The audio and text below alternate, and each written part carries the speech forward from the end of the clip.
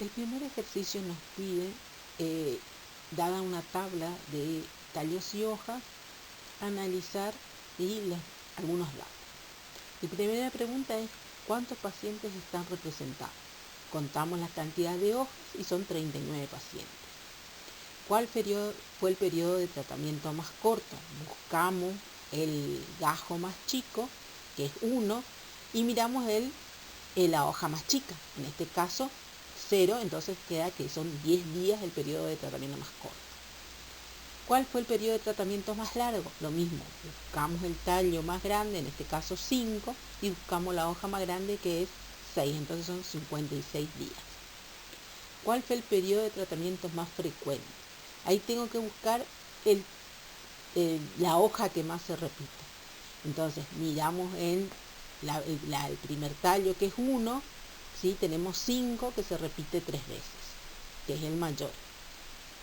Y 2 también se repite 3 veces. En el tallo 2 tenemos el 0 que se repite 4, que sería 20.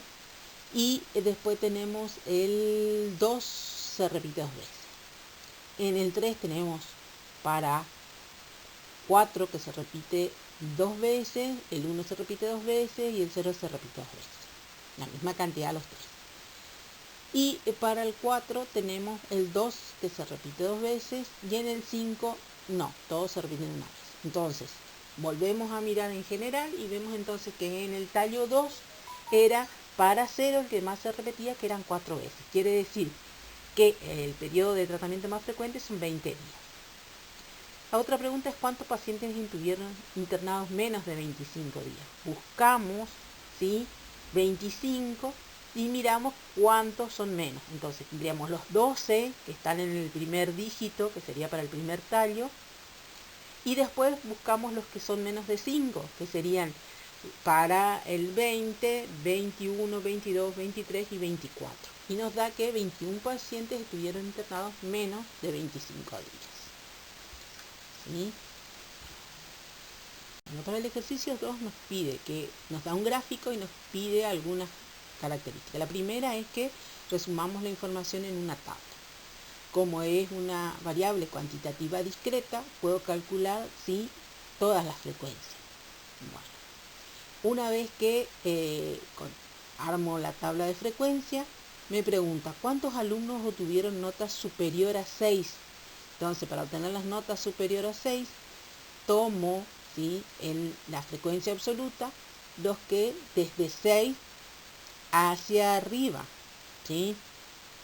Porque me dice cuántos alcanzaron la nota, cuántos obtuvieron notas superiores a 6. Entonces, tomo a partir de 6 hacia arriba, tengo para 7 fueron 3, para 8 1, 9 2 y 10 1. En total, entonces son 7 alumnos.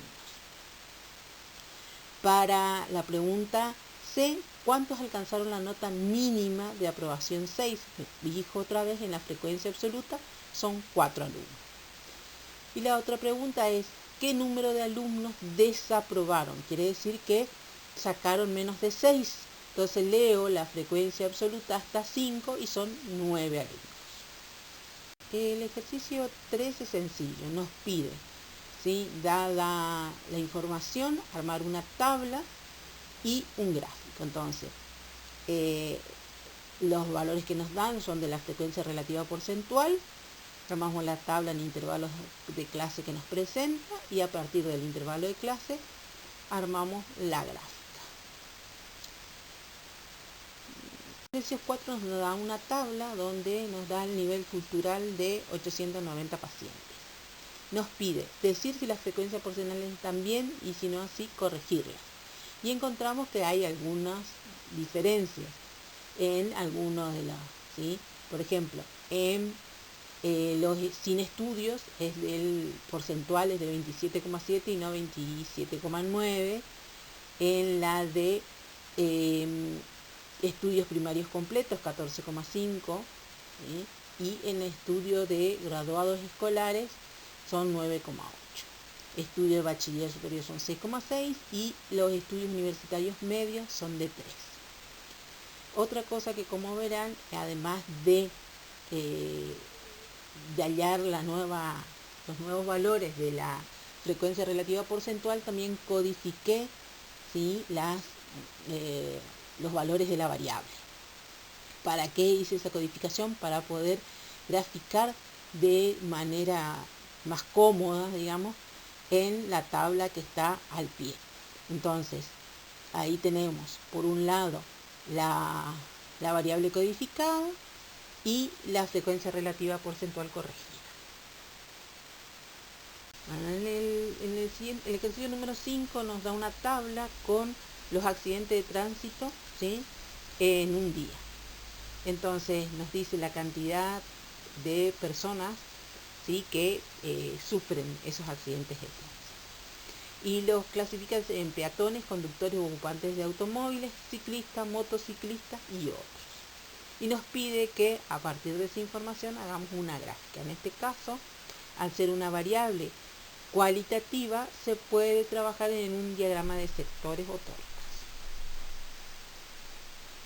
En el ejercicio 6 nos pide, ¿sí?, sobre los estudios de eficiencia de un supermercado, armar una tabla de frecuencia para datos agrupados, presentar la información en el gráfico más adecuado para ella y hacer una pequeña descripción. Entonces, para hacer la tabla de frecuencias, lo que vemos es el rango, en este caso entre el menor tiempo de atención y el mayor, que es entre 0,2 y 5,5. Hallamos la cantidad de intervalo para este caso, que son 50 datos, me da 5. Y entonces al hallar la amplitud, me da que es de 1,06. Trabajando la tabla, en este caso a través de un software que es el Infostat, me queda armada la tabla de los intervalos, la marca de clase, la frecuencia absoluta, frecuencia relativa, la frecuencia absoluta acumulada y la frecuencia relativa acumulada. El gráfico que podemos trabajar es un histograma y un polígono de frecuencia. Ambos están trabajados en la gráfica. Entonces ahí se hace una pequeña descripción de los datos. Entonces se puede observar que el 80% de los clientes tarda menos de 2,32 minutos en ser atendido. También vemos que 21 tarda entre 0,2 y 1,26 minutos, en tanto que un solo cliente tarda casi 5,5 minutos en ser atendido.